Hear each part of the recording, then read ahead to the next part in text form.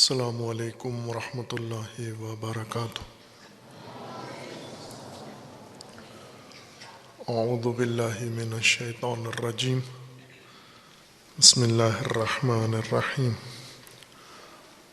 الحمد للہ والصلاة والسلام علی رسول اللہ وآلہ آل اللہ، واللعنۃ الدائمۃ علی اعدائہم واعداء اللہ من یوم عداوتہم الی یوم لقاء اللہ۔ عباد اللہ اوصیکم ونفسی بتقوی اللہ، اتقوا اللہ فإن خیر الزاد التقوی۔ بندگان خدا، آپ سب کو اور اپنے نفس کو تقوی الہی کی وصیت کرتا ہوں، تقوی الہی کی نصیحت کرتا ہوں، تقوی الہی کی جانب دعوت دیتا ہوں اور تاکید کرتا ہوں کہ اپنی زندگی تقوی کے مطابق بسر کریں، تقوی کے زیر سایہ زندگی گزاریں، تقوی کی بنیاد پر نظام زندگی قائم کریں۔ تقوی انسانی زندگی کی حفاظت کی تدبیر ہے اللہ تعالیٰ کی جانب سے۔ خداوند تبارک و تعالیٰ نے انسان کو ایک منفرد حیات عطا کی ہے، اور اس حیات کے خطرات ہیں، آفات ہیں، بلیات ہیں اور شرور ہیں۔ خطرات، شرور و آفات سے بچانے کے لیے اللہ تعالیٰ نے حفاظتی تدبیر کی ہے، حفاظتی بندوبست کیا ہے، اور اس کا عنوان و نام تقوی قرار دیا ہے۔ حیات کو تدبیر تقوی میں محفوظ رکھنے کے لیے اللہ تعالیٰ نے اہتمام فرمایا ہے، دین کی صورت میں منشور زندگی عطا کیا ہے، اور انبیاء کرام کو مبعوث فرمایا ہے، آسمانی کتابیں نازل فرمائی ہیں، اوصیاء و ہادیان و ائمہ منصوب فرمائے ہیں، اور علماء کو مامور فرمایا ہے تاکہ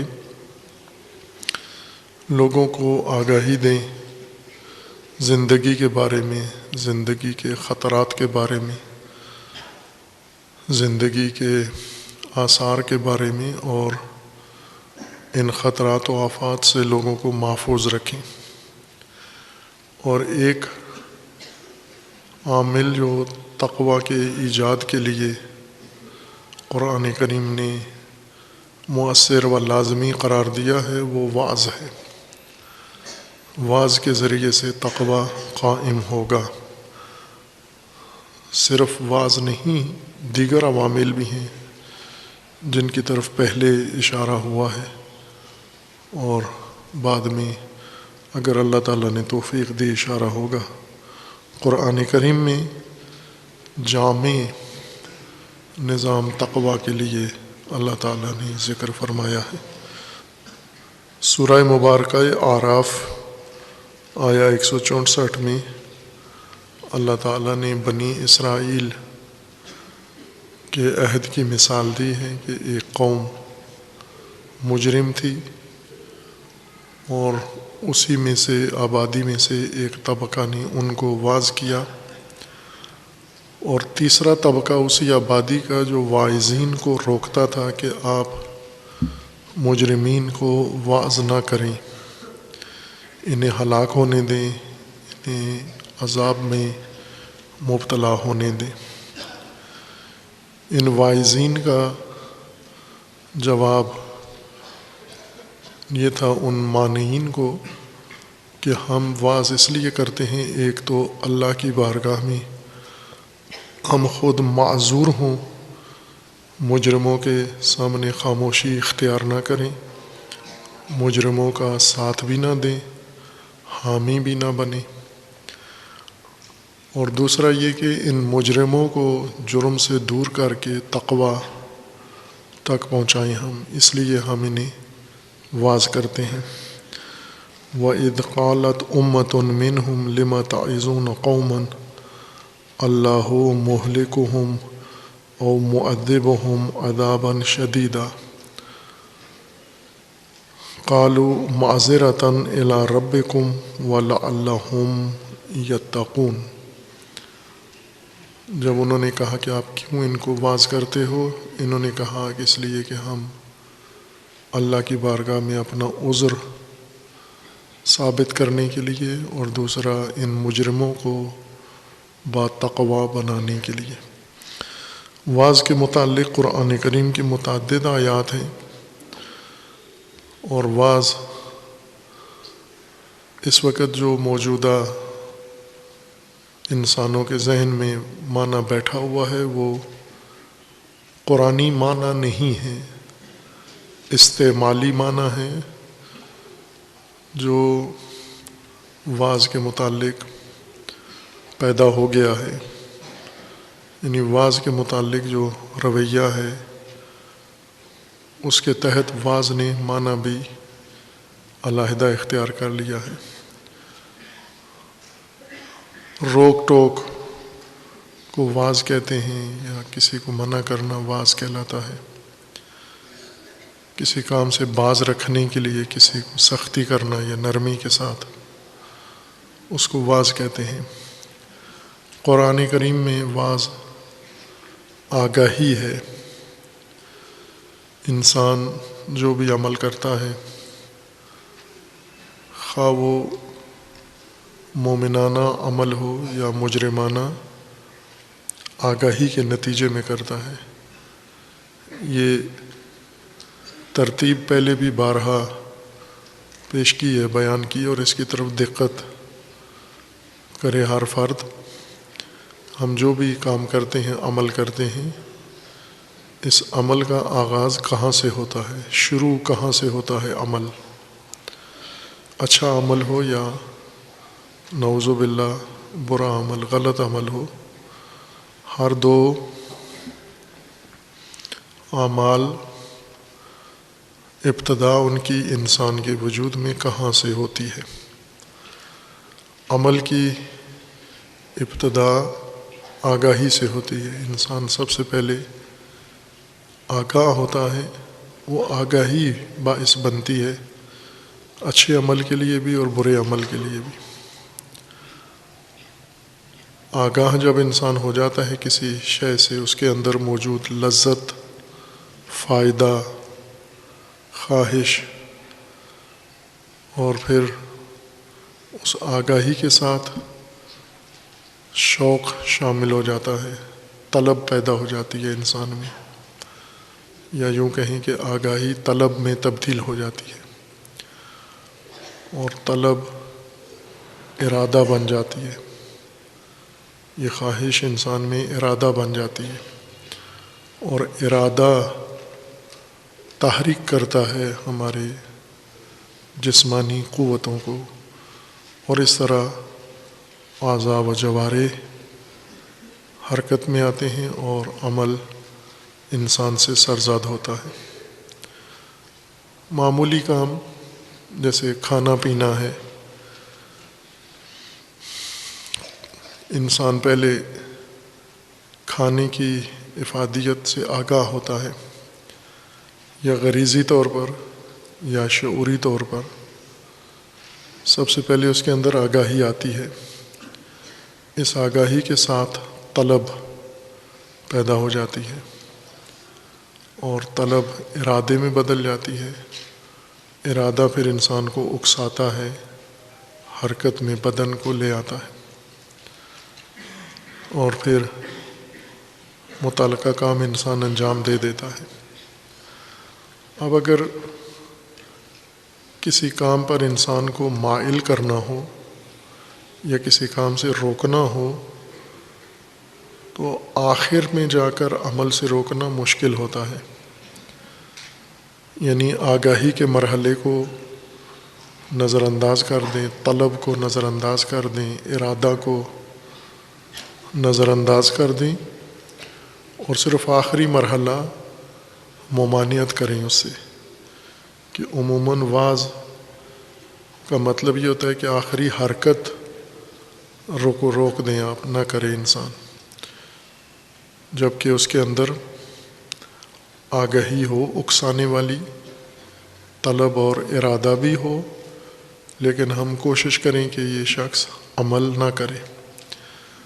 وقتی طور پر کسی بڑے کو دیکھ کر، والد کو دیکھ کر، معلم کو دیکھ کر، پولیس کو دیکھ کر، کسی اور مامور کو دیکھ کر انسان تھوڑی دیر کے لیے رک جاتا ہے، ٹل جاتا ہے، لیکن ترک نہیں کرتا عمل۔ اگر کوئی انسان کسی غلط راستے پہ جا رہا ہے، وہاں کھڑا ہوا محافظ اسے روک دیتا ہے کہ یہاں سے مت جاؤ، تو اس محافظ کے ڈر سے یا کہنے سے رک جاتا ہے، لیکن وہ اس فکر میں ہوتا ہے کہ جو ہی یہ غافل ہو محافظ، اس کی توجہ ہٹے تو میں فوراً یہی کام کر دوں، اور کر بھی دیتا ہے۔ اگر معلم آخری مرحلہ عمل میں جا کر واعظ کرے، یعنی کوئی بچہ ہے وہ کلاس کے اندر پڑھ نہیں رہا اور معلم اسے چاہتا ہے یہ پڑھے، لیکن تو ساتھ والے بچے کے ساتھ بیٹھے ہوئے طالب علم کے ساتھ باتیں کرتا ہے، وہ روکتا ہے، اس کو بات کرنے سے روکتا ہے، یہ واعظ نہیں ہے، کیونکہ یہ جو بات کر رہا ہے اس بات کے پیچھے 2-3 مرحلے پہلے سے طے کر چکا ہے، اور جب وہ 3-4 مرحلے طے ہو گئے ہوں، آخری مرحلہ روکنا مشکل ہوتا ہے، لہٰذا وہ نگاہیں بچا کر معلم سے پھر دوبارہ بات کر لیتا ہے، وہ بے نظمی انجام دے دیتا ہے۔ واعظ عمل کو، غلط عمل کو روکنا ہے اور صحیح عمل کی طرف انسان کو ترغیب دلانا ہے، لیکن نہ آخری مرحلے میں گزشتہ مقدمات کو نظر انداز کر کے آخری مرحلے میں جا کر اصرار کر کے، دباؤ ڈال کے کوئی کام کروا دینا یا کسی کام سے روک دینا، یہ واعظ نہیں ہے۔ واعظ عمل کے پہلے مرحلے میں عمل کو روکنا ہے اگر غلط عمل ہے، یعنی آگاہی کے مرحلے میں۔ وہ شیطانی آگاہی، غلط آگاہی، نفسانی آگاہی جس نے انسان کو اکسایا ہے، ترغیب دلائی ہے اس عمل کے لیے، اس آگاہی کو تصحیح کرنا ہے واعظ۔ یہ انسان جو سوچتا ہے، چھوٹی عمر میں ہو، بڑی عمر میں ہو، کسی بھی نوعیت کا عمل کر رہا ہو، واعظ کی مثال اگر ہم لیں تو طبیب، اصل کام جو طبیب کرتا ہے وہ واعظ ہے۔ جب ایک شخص مریض کوئی عمل انجام دیتا ہے جس کے نتیجے میں بیمار ہو جاتا ہے، تو طبیب اس کو آخری مرحلے میں نہیں روکتا جیسے پولیس روکتی ہے۔ پولیس کے پاس ہمیشہ ہتھکڑی ہوتی ہے، یعنی ہاتھوں کو باندھنے کے لیے ان کے پاس آہنی یا دیگر کسی مواد سے بنا ہوا حلقہ ہوتا ہے جو انسان کے ہاتھوں میں باندھ دیتے ہیں تاکہ جکڑا جائے۔ اب یہ شخص بہت کچھ کرنا چاہتا ہے، اس کے دل میں ارادہ و خیال ہوتا ہے، لیکن کر نہیں سکتا چونکہ پولیس نے ہتھکڑی لگا کر اس کے ہاتھ باندھ دیے ہیں۔ آخری مرحلہ عمل کا روکنا پولیس کا طریقہ کار ہے۔ طبیب ایسے نہیں روکتا، طبیب انسان کو پہلے آگاہی دیتا ہے۔ جیسے اگر کوئی شوگر کا مریض ہے تو طبیب اس کے ہاتھ نہیں باندھ دیتا، ہتھکڑی نہیں لگاتا کہ آپ مٹھائی نہ کھایا کرو، شوگر استعمال مت کرو، ہاتھ کھلے رکھتا ہے اس کے۔ طبیب یہ کام کرتا ہے کہ یہ مریض خود شوگر چھوڑ دے، نہ کہ پولیس چھڑوا دے، ہتھکڑی لگا دیں۔ کچھ مریض ایسے ہوتے ہیں ان کے اوپر پولیس کا پہرا ہوتا ہے، گھر والوں میں سے ان کو بہت شوق ہوتا ہے، کھاتے بھی ہیں، ان کے بیوی بچے یا رشتہ دار پہرا دے رہے ہوتے ہیں کہ یہ اس کو اگر مٹھائی میسر آئے تو یہ فوراً کھا لے گا۔ اس کے ساتھ پولیس والا عمل ہوتا ہے، لیکن عموماً نہیں ہوتا۔ باقیوں کو آگاہی دی جاتی ہے کہ شوگر کیا چیز ہوتی ہے، شوگر انسان کو بیماری بن جانا کیا ہوتا ہے، کیسے لگتی ہے۔ اور جب مریض متوجہ ہوتا ہے کہ ان چیزوں سے انسان اس مرض میں مبتلا ہو جاتا ہے تو وہ خود چھوڑ دیتا ہے اس کو۔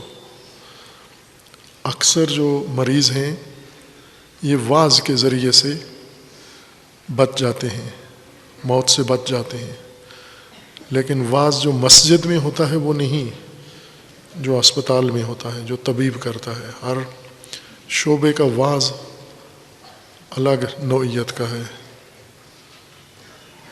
انسان کے کردار، انسان کی گفتار، اخلاق کے بارے میں واعظ مسجد میں ہوتا ہے، ممبر پر ہوتا ہے، یعنی ہونا چاہیے، ہوتا تو نہیں ہے۔ پاکستان میں کہاں واعظ ہوتا ہے؟ تنہا چیز جو مذہب میں نہیں نظر آتی کسی مسلک اور فرقے میں، وہ واعظ ہے۔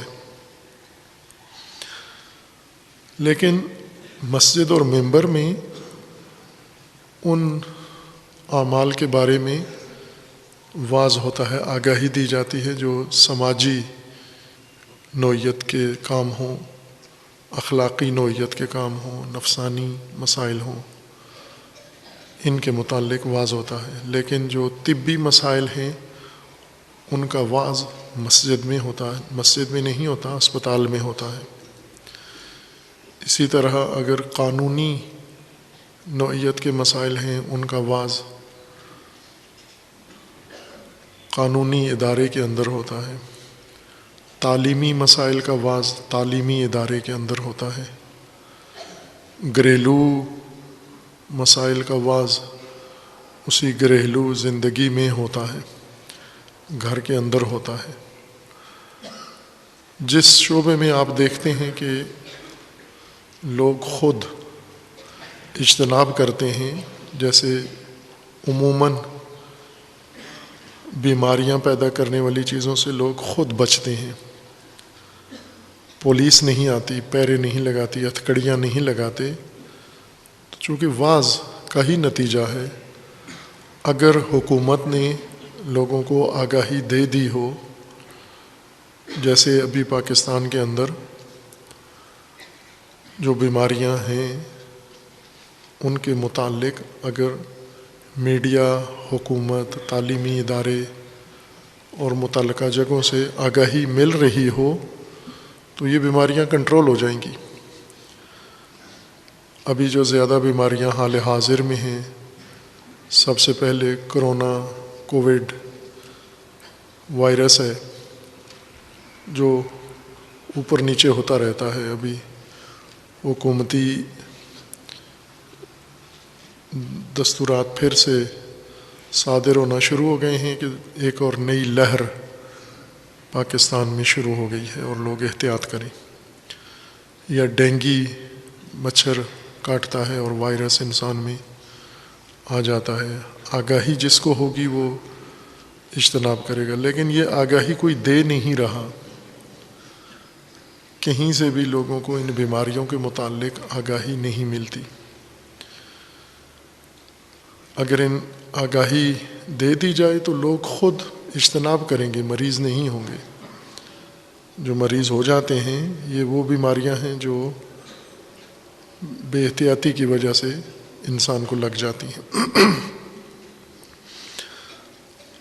ہر شعبے میں جہاں عملی طور پر انسان کے عمل میں کوئی انحراف پایا جاتا ہے وہاں آگاہی سے شروع ہوتا ہے اور آگاہی سے کنٹرول ہوتا ہے۔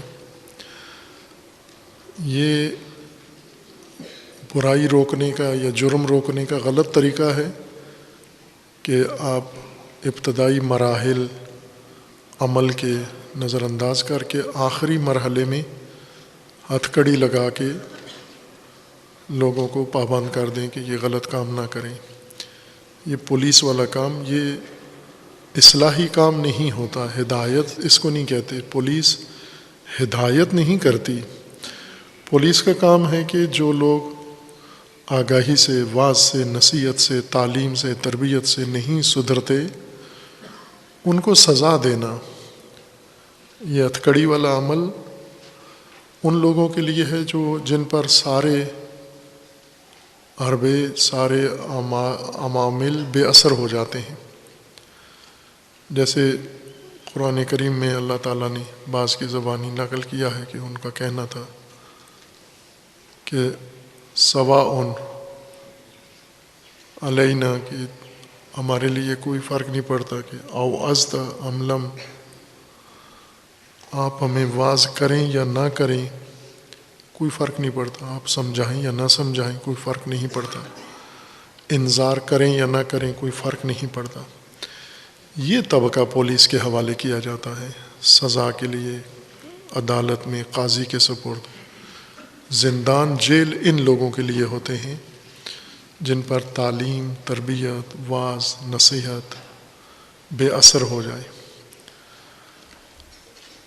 لیکن عمومیت ایسے نہیں ہے۔ عام افراد اگر ان کی مرحلہ اول میں، آگاہی کے مرحلے میں، علم کے مرحلے میں ان کی رہنمائی ہو جائے وہ خود بچ جاتے ہیں۔ جیسے مریض کی مثال دی ہے، طبیب کی مثال دی ہے، یا اور بہت سارے ایسے مسائل ہیں جو واعظ کے ذریعے سے معاشرے میں سدھر جاتے ہیں۔ ان اعمال میں ایک قسم کا توازن آ جاتا ہے۔ ہم روزمرہ کاموں میں دیکھیں، اگر کوئی شخص بازار میں، مارکیٹ میں دوسروں کے سامنے غلط کام کر رہا ہے، ٹریفک میں غلط گاڑی چلا رہا ہے، اسے بتا دیں کہ یہاں آگاہ کر دیں کہ یہ کام غلط ہے تو چھوڑ دیتا ہے وہ۔ لیکن بعض ایسے ہوتے ہیں نہیں، انہیں آگاہ کر بھی دیں تو بھی باز نہیں آتے۔ جیسے موٹر سائیکل پر ویلنگ کرنے والے ہیں، انہیں آگاہی دے بھی دیں تو باز نہیں آتے۔ یہ پولیس کا موقع بنتا ہے۔ باقیوں کو واعظ کی ضرورت ہے، اور واعظ واجب فرائض میں سے ہے، لازم فرائض میں سے ہے۔ ہر وہ ذریعہ جو لوگوں کی آگاہی بڑھاتا ہے اس کے اوپر لازم ہے کہ وہ واعظ کرے۔ واعظ سے مراد یعنی وہ ضروری آگاہی تمام ان مسائل کے متعلق دے جو اس معاشرے میں، اس نسل میں، اس ماحول میں انجام پا رہے ہیں، صحت و سلامتی سے متعلق ہوں یا روزمرہ معاملات کے بارے میں ہوں، رویوں کے بارے میں ہوں، لین دین کے بارے میں ہوں۔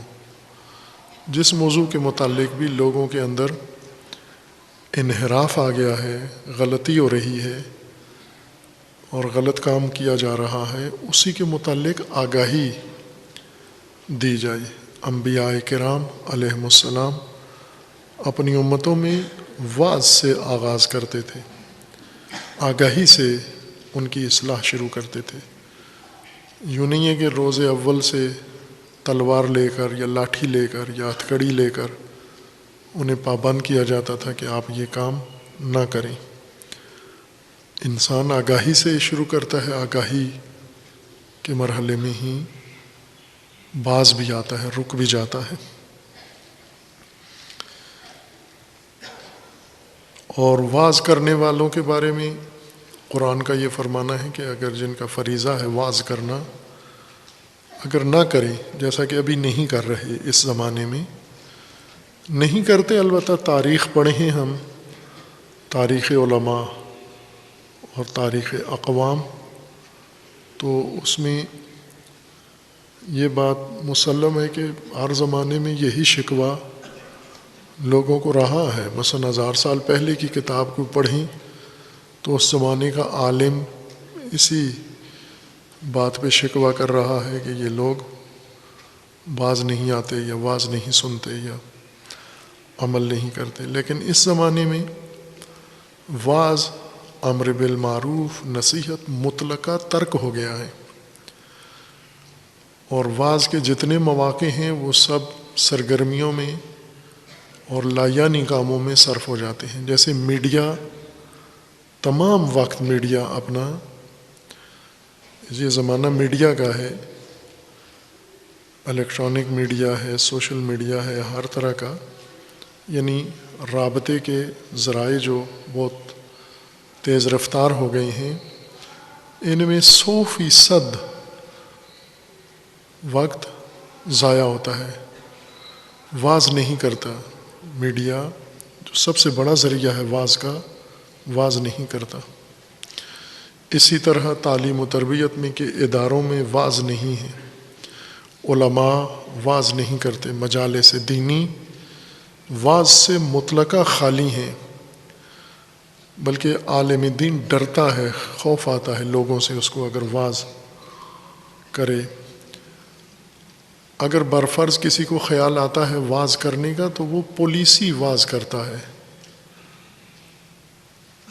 پولیس کا واعظ کیا ہے کہ اس کو باندھ دو، ہتھکڑی لگا دو، پابند کر دو، یہ تو واعظ نہیں ہے۔ واعظ ہے آگاہی دینا۔ وہ آگاہی اگر میڈیا دے، وہ آگاہی علماء دیں، وہ آگاہی مصلحین دیں، تو بڑا طبقہ معاشرے کا وہ سدھر جاتا ہے، کم طبقہ پولیس کے لیے باقی رہ جاتا ہے۔ میں یہ نہیں کہتا سب آگاہی سے سدھر جاتے ہیں، ایک طبقہ ایسا ہے جن پر کوئی چیز اثر انداز نہیں ہوتی، سواء علیہم انذرتہم ام لم تنذرہم۔ بہت کم طبقہ ایسا رہ جاتا ہے جو آگاہی سے نہیں سدھرتا، لیکن بیشتر افراد آگاہی کے مرحلے میں متوجہ ہو جاتے ہیں۔ تجربہ کر کے دیکھ لیں، جب آگاہی نہیں دیتے اور آگاہی دیے بغیر برائی سے، غلطی سے روکتے ہیں، پھر پولیس والا اقدام کرنا پڑتا ہے۔ اور اس وقت ضرورت ہے، پاکستان کے جو عمومی حالت بن چکی ہے، سیاست میں، مذہب میں، معاشرت میں، بہت بری حالت ہے، بہت بری حالت ہے۔ آپ سب اگر روزانہ کا اخبار ہی پڑھیں تو آپ کو پتہ چل جائے گا ہماری معاشرتی حالت کیا ہے، اس وقت کیا ہو رہا ہے ہمارے معاشرے میں، ہمارے ارد گرد۔ یہ سب واعظ ترک کرنے کا نتیجہ ہے۔ اور جو واعظ ترک کرتے ہیں یہ بھی آسودہ ہیں کہ ہمارا فریضہ نہیں ہے، ہم کیوں واعظ کریں؟ جب یہ سنتے نہیں ہیں، مانتے نہیں ہیں، تو ہم کیوں واعظ کریں؟ سورہ اعراف کی آیہ کریمہ ان کو بھی مجرم قرار دیتی ہے کہ اگر یہ واعظ نہیں کریں گے، اللہ کے پاس ان کا کوئی عذر نہیں ہوگا۔ معذرتاً الی ربکم، تمہارے رب کے پاس معذور عذر رکھنے کے لیے ہم واعظ کر رہے ہیں، اگر واعظ نہیں کریں گے مجرم ہوں گے۔ یہ جو موجودہ ہماری صورتحال بن گئی ہے کہ لا تعلق طبقہ، بے تفاوت طبقات، مثلا لا تعلق میڈیا، لا تعلق معلمین، لا تعلق علماء، لا تعلق ناصحین، لا تعلق واعظین، ان کے پاس کوئی عذر نہیں ہے اپنے رب کے پاس، کیونکہ یہ اللہ کے پاس صرف ایک عذر بنا سکتے تھے اور وہ واعظ تھا، وہ جو نہیں کر رہے۔ اور واز نہ کرنے کی علامت معاشرتی حالت ہے، اخلاق سے بہت بری اخلاقی حالت بنتی جا رہی ہے اور بن گئی ہے معاشرتی۔ قرآن کریم اس کو واز کے ساتھ مربوط کر کے حکم دے رہا ہے کہ واز سے یہ امت نجات پا سکتی ہے، واز سے تقوی کا نظام قائم کیا جا سکتا ہے۔ اللہ تعالی سب کو توفیق دے انشاءاللہ۔ جو کسی ذہنی انحراف کا شکار ہیں، اللہ تعالیٰ انہیں ہدایت دے، ان کی آگاہی دے ان کو۔ جو بے تفاوت ہیں، لا تعلق ہیں اپنی ذمہ داریوں سے، خداوند تبارک و تعالیٰ انہیں احسن طریقے سے اپنی ذمہ داریاں نبھانے کی توفیق عطا فرمائے۔ اور یہ جتنے انحرافات و فسادات رائج ہو چکے ہیں، ان سب کو روکنے کے لیے اللہ تعالیٰ ہم سب کو واعظ اور اتعاظ، دوسروں کو آگاہ کرنے اور خود آگاہ ہو کر بچنے کی توفیق عطا فرمائے انشاءاللہ۔ اعوذ باللہ من الشیطان الرجیم، بسم اللہ الرحمن الرحیم۔ انا اعطیناک الکوثر فصل لربک وانحر ان شانئک هو الابتر۔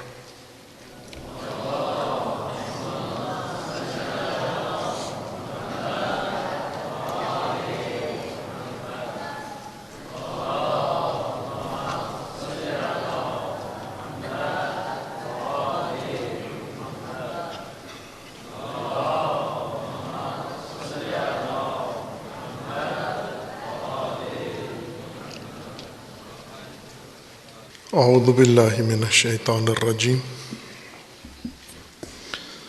بسم اللہ الرحمن الرحیم۔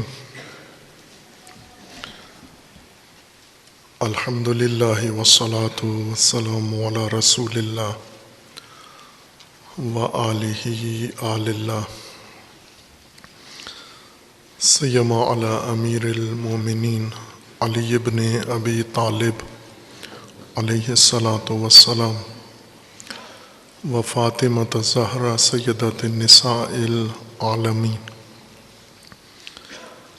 والحسن والحسین سیدی شباب اہل الجنہ و سبطی الرحمہ، وعلی بن الحسین و محمد بن علی و جعفر بن محمد و موسیٰ بن جعفر وعلی بن موسیٰ و محمد بن علی وعلی بن محمد والحسن بن علی والحجۃ بن الحسن القائم المنتظر المہدی، حجج اللہ علی عبادہ و امناؤہ فی بلادہ، واللعن علی اعدائہم اجمعین من الآن الی قیام یوم الدین۔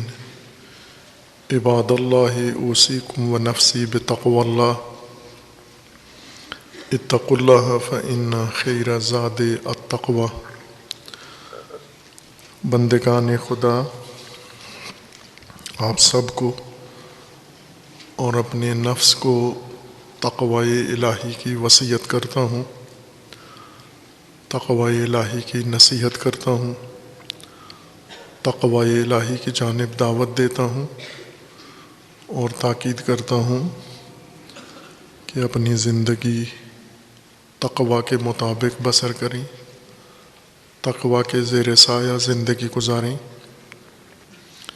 تقوی کی بنیاد پر نظام زندگی قائم کریں۔ تقوی تحفظ ہے حیات انسانی کا۔ یہ تدبیر جو نسل چھوڑ دے اس کی زندگی تباہ ہے۔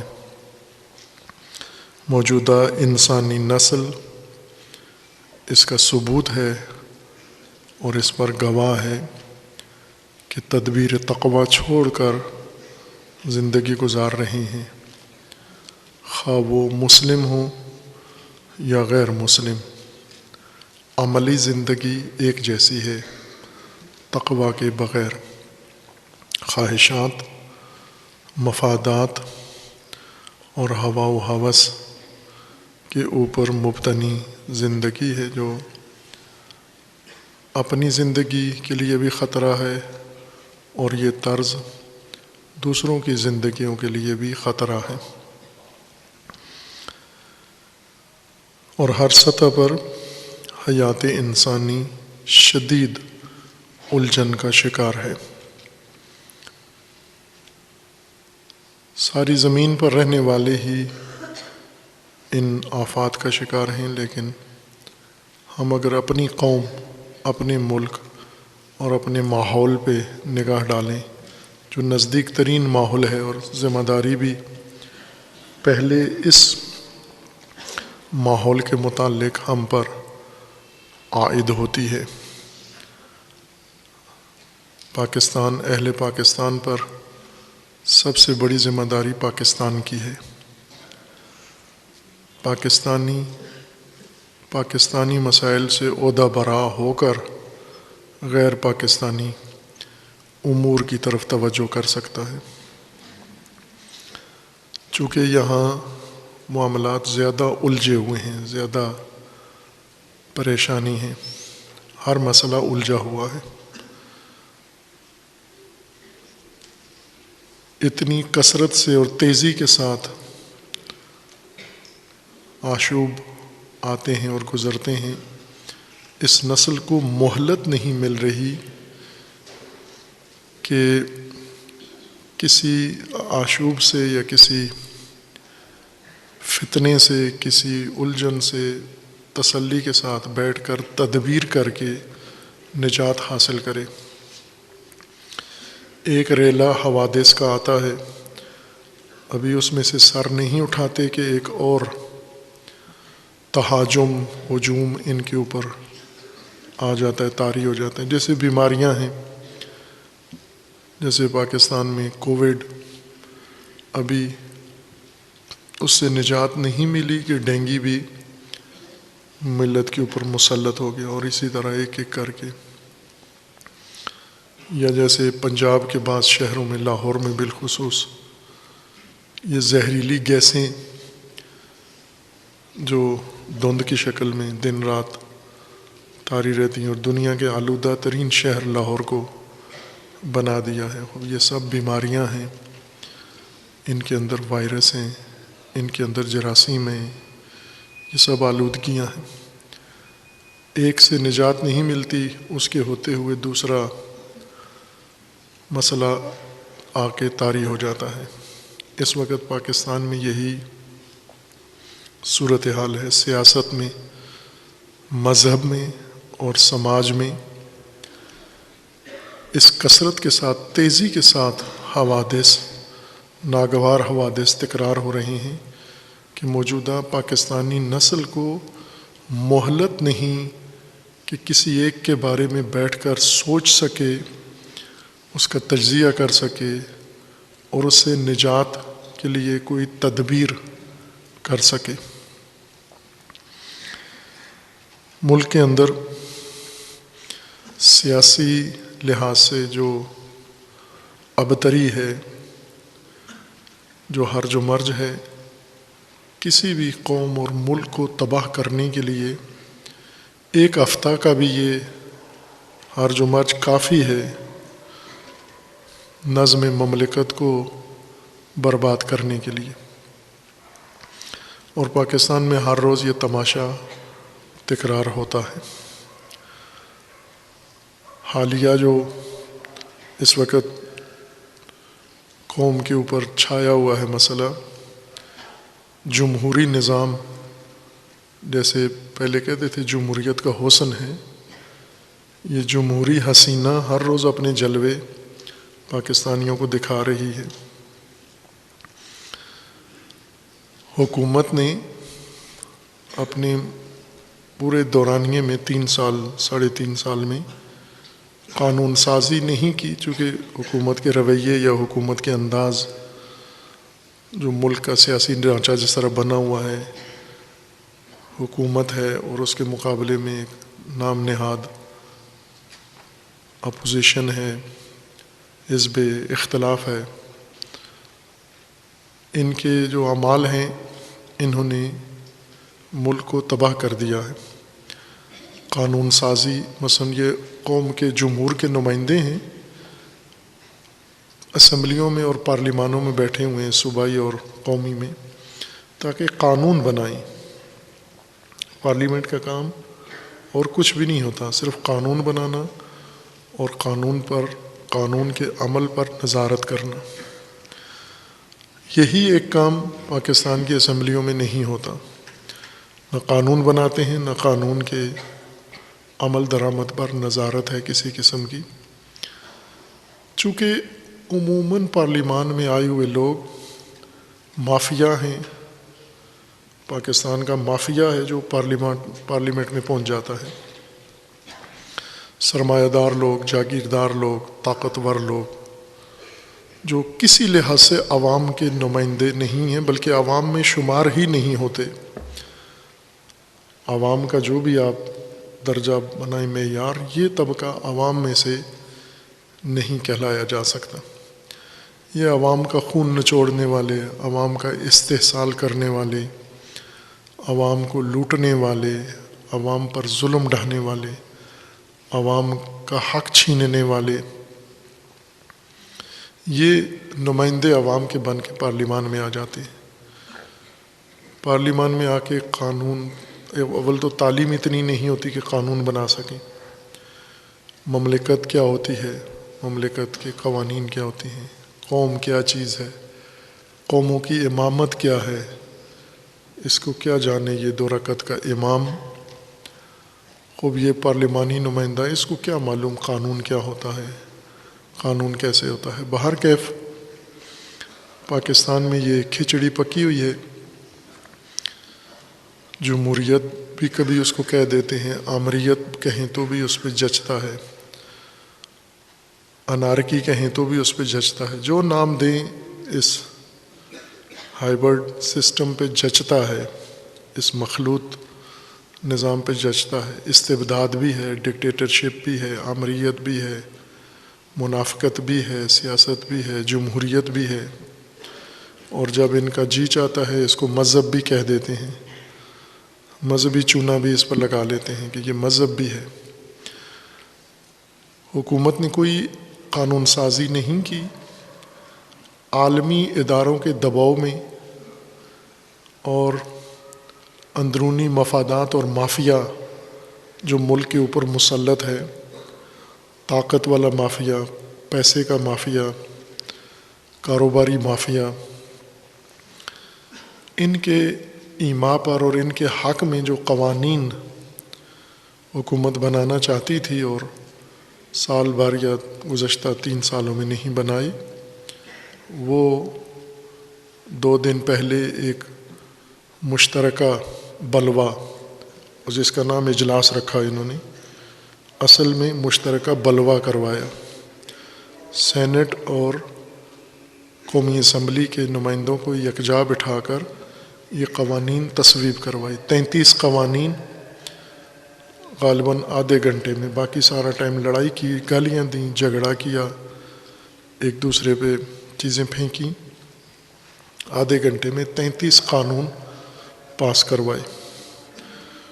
وہ قانون نہ پاس کرنے والوں کو پتہ ہے کیا ہیں، نہ میڈیا نے کسی کو بتایا، نہ عوام کو پتہ ہے کیا ہے۔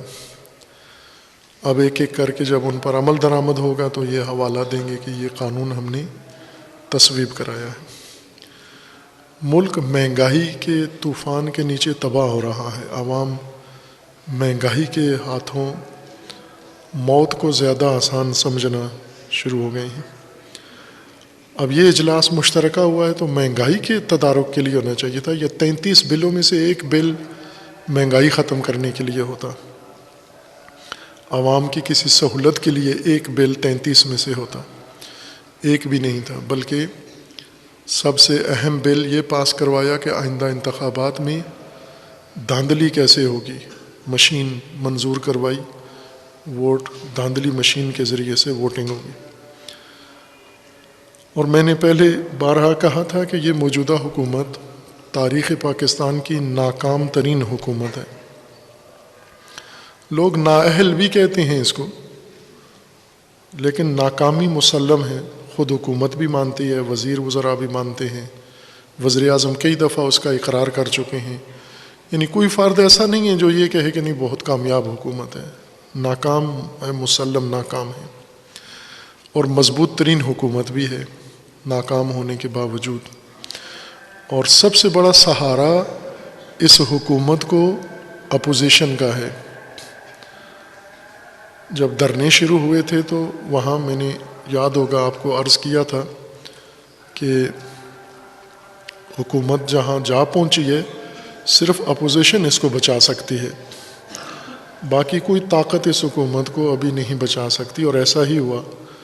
وقت پر اپوزیشن میدان میں آئی اور ان کو بچا لیا۔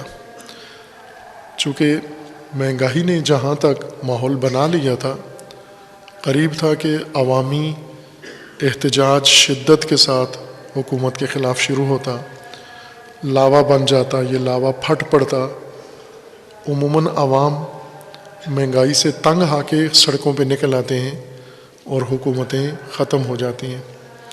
لیکن یہ اس وقت ہوتا ہے جب عوام کا یہ لاوا پکتا رہے، بڑھتا رہے اور لیک نہ کرے کوئی اس کو۔ اپوزیشن کا کام یہ ہوتا ہے کہ عوامی دباؤ کو ہمیشہ لیک کر دیتے ہیں، اور یہ موجودہ حکومت اور موجودہ اپوزیشن، ان میں سے اگر ہم یہ تشخیص دیں کہ کون بدتر ہے، بہت مشکل سوال ہے یہ کسی بھی فرد کے لیے یہ تعین کرنا کہ ان دونوں میں سے زیادہ بدتر کون ہے عوام کے لیے، ملک کے لیے۔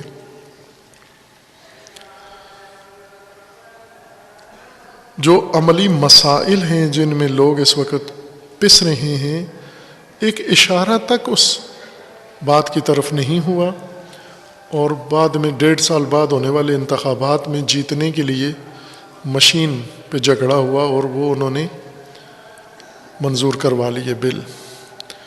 یہ جمہوریت ہے، جمہوریت کے گن گانے والے، جمہوریت کے ڈھول پیٹنے والے، جمہوریت کے راگ الاپنے والے، یہ جمہوریت ہے، اس کو جمہوریت کہتے ہیں۔ اگر یہ جمہوریت ہے تو اس سے تو آمریت 1000 درجے بہتر ہے۔ یہ جو تم نے مشترکہ بلوے میں کیا پارلیمنٹ میں، اس طرح قانون بناتے ہیں، اس طرح عوام کی نمائندگی ہوتی ہے، اس طرح ملک چلاتے ہیں۔ باہر کیا یہ مافیا ہے اور ایک جیسے ہیں، ان میں حکومت اور اپوزیشن میں فرق کرنا، فرق یہی ہے کہ ایک اقتدار میں ایک باہر بیٹھا ہوا ہے بس، باقی کسی لحاظ سے ان میں کوئی فرق نہیں ہے۔ سوچ ایک ہے، رویے ایک ہیں، مقاصد ایک ہیں، اہداف ایک ہیں، شخصیتیں ایک ہیں، سیاست ان کی ایک جیسی ہے۔ صرف اقتدار میں آ جائیں اور اقتدار سے باہر جا بیٹھیں تو یہ فرق ان میں پڑ جاتا ہے۔ ابھی جو اقتدار میں ہیں یہ کل تک باہر تھے، اور جو باہر بیٹھے ہیں وہ کل اقتدار میں تھے، اور پھر ممکن ہے آئندہ یہ بساط بدل جائے۔ پچھلے دنوں ملک کے اندر بہت اہم واقعات رونما ہوئے ہیں جو ملکی سلامتی سے تعلق رکھتے ہیں، اور سلامتی کے مسائل بہت حساس ہوتے ہیں، چونکہ اس سے ملکی نظام خطرے میں پڑ جاتا ہے، ملک کی سلامتی اور بقا کے لیے خطرناک ہے۔ ایک کام جو پچھلے 2 ہفتوں میں ہوا وہ مذہبی سیاست میں جو واقعات رونما ہوئے۔ تحریک لبیک جس کے ساتھ حکومت نے پہلے معاہدے کیے، پھر ان معاہدوں میں ٹال مٹول کی، انہوں نے دوبارہ احتجاج کی دھمکی دی، ان کے لیڈر کو گرفتار کر لیا، پھر اس کے بعد انہوں نے دوبارہ ربیع الاول میں 12 ربیع الاول سے پھر دھرنے شروع کیے، مارچ شروع کیا اسلام آباد کی طرف، اور بہت ہی بونڈے اور ڈرامائی طریقے سے ان کے مارچ کو روکنے کی کوشش کی، خندقیں کھودی گئیں ہائی وے پاکستان کی، اور نہایتاً ایک جگہ روک کر ان سے معاہدہ کر لیا خفیہ، جس معاہدے کی تفصیلات کسی کو معلوم نہیں ہیں نہ بتا رہے ہیں۔ اور وہ جماعت جس کو کل عدم قرار دیا تھا، ابھی کل عدم نہیں ہے بلکہ سیاسی جماعت بن چکی ہے، باوقار سیاسی جماعت ہے۔ اس کے گرفتار جتنے کارکن تھے وہ رہا ہو گئے ہیں، کیس ان پر ختم ہو گئے ہیں، 4 شیڈول میں سے ان کو نکال دیا گیا ہے، اور خفیہ معاہدہ کر کے حالات ٹھیک کر دیے گئے ہیں۔ دوسرا کام، تحریک طالبان پاکستان کالعدم جماعت ہے اور بہت ہی سفاک جماعت ہے، قاتل، دہشت گرد اور بدترین دہشت گردی کی مثال ہیں۔ ان کے ساتھ حکومت نے معاہدہ کر لیا ہے، عام معافی کا اعلان کر دیا ہے، اور انہیں بھی سیاست میں لانے کے لیے چارہ جوئی کی جا رہی ہے۔ یہ اقدامات خوفناک ہیں، سب نے متوجہ کیا ہے، جو تھوڑی بہت شعور و بصیرت رکھتے ہیں مسائل کی، سیاسی اجتماعی مسائل کی، انہوں نے متوجہ کیا ہے، مبصرین نے، یہ بہت خطرناک کام ہے۔ دہشت گردوں کو اور کالعدم تنظیموں کے ساتھ مذاکرات کرنا، مذاکرات کا مطلب یہ نہیں ہوتا کہ وہ تسلیم ہو گئے ہیں، مذاکرات کا مطلب ہوتا ہے 2 برابر کی سطح پہ 2 طاقتیں بیٹھی ہیں، کچھ باتیں ان کی مطالبات مانے گئے ہیں، کچھ انہوں نے حکومتی باتیں مانی ہیں، یہ مذاکرات ہوتے ہیں، معاہدہ ہوتا ہے۔ دہشت گردوں کو ریاست کے مقابلے میں لا کے بٹھانا ٹیبل پر، اور پھر دہشت گردوں کو کہنا کہ آپ اپنے مطالبات بتائیں اور وہ مطالبات پیش کریں، پھر ان مطالبات میں سے کچھ مان لیے جائیں، یہ سب سے بڑا جرم ہے دہشت گردی کو فروغ دینے کے لیے، دہشت گردی کو بڑھانے کے لیے، اور مملکت کو دہشت گردی کے سپرد کرنے کے لیے۔ اور یہ کام بار بار پاکستان میں تکرار ہوا ہے اور ہو رہا ہے۔ یہ حد درجہ حماقت ہے، محض حماقت ہے، ساری دنیا بھی اس کی تائید کرے تو بھی یہ حماقت ہے۔ لوگوں کے نعروں سے حماقت حکمت نہیں بن جاتی، حماقت حماقت ہی رہتی ہے۔ ضیاء الحق کے زمانے سے یہ حماقتیں شروع ہوئی ہیں، تھمنے کا نام نہیں لیتی۔ موجودہ وزیر اعظم بار بار یہ کہہ چکے ہیں کہ ہم نے عبرت لی ہے، اب ہم کسی کی جنگ نہیں لڑیں گے، اب ہم ماضی کی غلطیاں نہیں کریں گے تکرار، لیکن جنہوں نے توبہ نہیں کی تھی ان سے بڑھ کر تکرار کر رہے ہیں، اور یہ خوفناک جرم ہے ملت و ملک کے حق میں جو کیا جا رہا ہے۔ مذہبی طبقے کو سیاست میں لانے کا بہت خوفناک ذریعہ ہے، بہت خوفناک طریقہ ہے۔ میں اس کی مثال دوں، بری مثال ہے، معذرت چاہتا ہوں، معیوب مثال ہے، لیکن مطلب کو سمجھانے کے لیے کہ یہ لوگ جو جنس فروشی کرتے ہیں، جنسی دھندا کرتے ہیں، تن فروشی کرتے ہیں، کاروبار ہے ان کا، جسم فروشی کرتے ہیں، یہ کس طرح ان فساد کے اڈوں میں عورتیں کس طرح لے کر آتے ہیں؟ یہ مختلف گرہنوں سے چھوٹے چھوٹے بچیاں یا خرید لیتے ہیں، کئی گرہنے ہیں جو تنگ ہوتے ہیں فقر و فاقہ سے، ان کے بچوں کو یا چوری کر لیتے ہیں اور لا کر ان کو ان اڈوں پہ چھوٹے بچیوں کو فروخت کر دیتے ہیں، پھر وہ انہی اڈوں پر ٹریننگ لیتی رہتی ہیں اور بڑی ہو جاتی ہیں، جوان ہو جاتی ہیں، پھر جو اڈے چلانے والے ہیں وہ انہی کے ذریعے سے دھندا شروع کر دیتے ہیں۔ یعنی بہت خوفناک طریقہ ہے اس اڈے میں کسی کو لانے کا، مذہبی لوگوں کو سیاست میں لانے کا اس سے بھی زیادہ گندا طریقہ ہے۔ مذہبی طبقہ کب سیاست میں قبول کیا جائے گا؟ جب پہلے دہشت گرد بنے، پہلے قاتل بنے، پہلے سفاک بنے، پہلے درندہ بنے، پہلے قتل عام کرے، اور جب بھرپور قتل عام کر کے اپنی دھاک بٹھا دے، پھر اس کے بعد حکومت کے ریاست کے مقابلے میں آ جائے، اور ریاست پھر اسے مذاکرات کر کے اور اس کو تجویز دے کہ ٹھیک ہے ہم آپ کو قبول کرتے ہیں، لیکن اگر آپ سیاسی جماعت بن جائیں۔ اب یہ کیا طریقہ ہے سیاست میں لانے کا؟ اس طرح سے مذہبی دنیا کو سیاست میں لائیں گے تو سب دہشت گردی کے راستے براستہ دہشت گردی سیاست میں آئیں گے۔ اور ابھی کالعدم جماعتیں ساری سیاست میں ہیں، کالعدم جماعتیں الیکشن لڑتی ہیں، کالعدم جماعتیں، یہ جو انہوں نے ابھی معاہدے اور مذاکرات کیے ہیں تحریک لبیک کے ساتھ اور تحریک طالبان کے ساتھ، پچھلی کالعدم جماعتوں نے مشترکہ طور پر مطالبہ کیا ہے کہ ہمیں بھی بحال کیا جائے، جو پہلے دہشت گردی میں کالعدم قرار پائی ہیں۔ ظاہر ہے وہ اگر دھرنے دیں گے، ان میں سے بعض نے یہ کہا بھی ہے کہ ہم بھی دھرنے دیں گے پورے ملک میں، چوکوں میں، شہروں میں، اور دھرنوں سے اگر آپ دب کے بحال کرتے ہو تو پھر ہم حاضر ہیں یہ دھرنے دینے کے لیے۔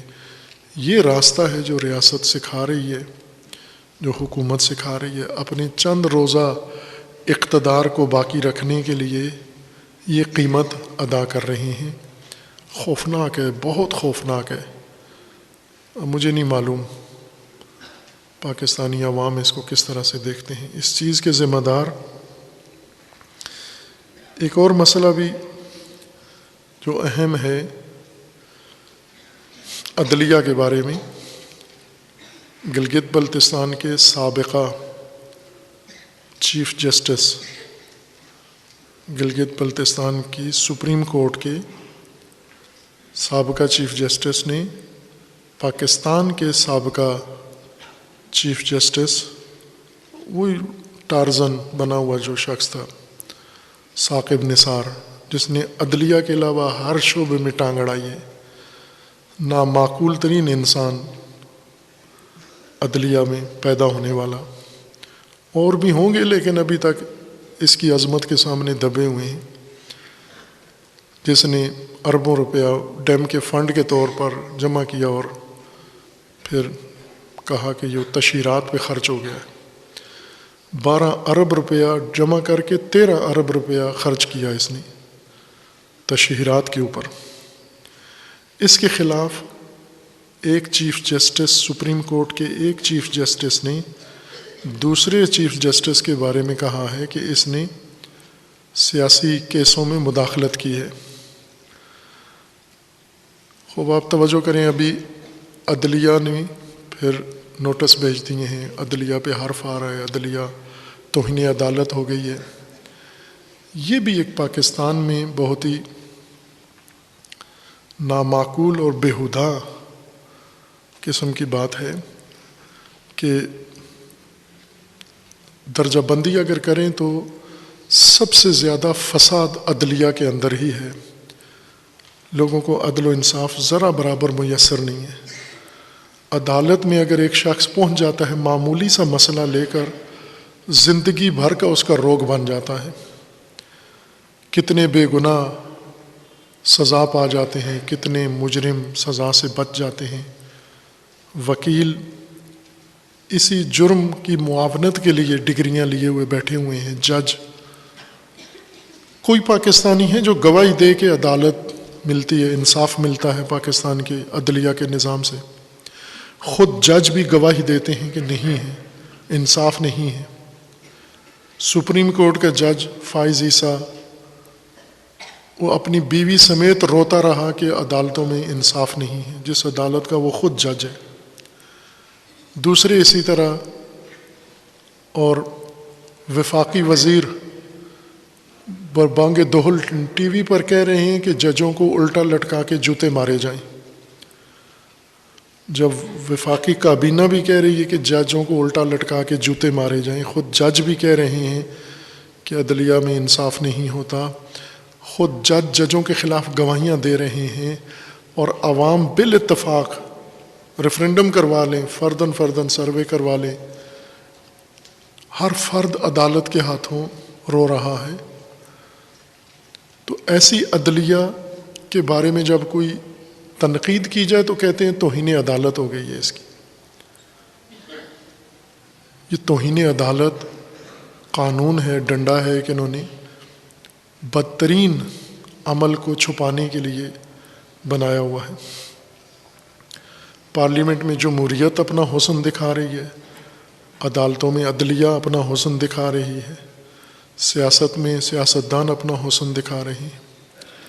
اس ساری صورتحال کے ذمہ دار کون ہیں عزیزان؟ یہ سیاستدان جو کچھ کر رہے ہیں قوم و ملک کے ساتھ، جو یہ مشترکہ بلوے میں کیا ہے پارلیمنٹ میں انہوں نے، اور جو ملکی سلامتی خطرے میں ڈال رہے ہیں، دہشت گردوں کو باقاعدہ لا کر سیاسی دھارے میں اور انہیں ایوانوں تک پہنچائیں گے۔ یہی دہشت گردی کی ذہنیت تو نہیں بدلیں گے، دہشت گردی ساتھ لے کر آئیں گے، انہی کھوپڑیوں کے ساتھ آ کے پارلیمان میں بیٹھیں گے، وزیر مشیر بنیں گے۔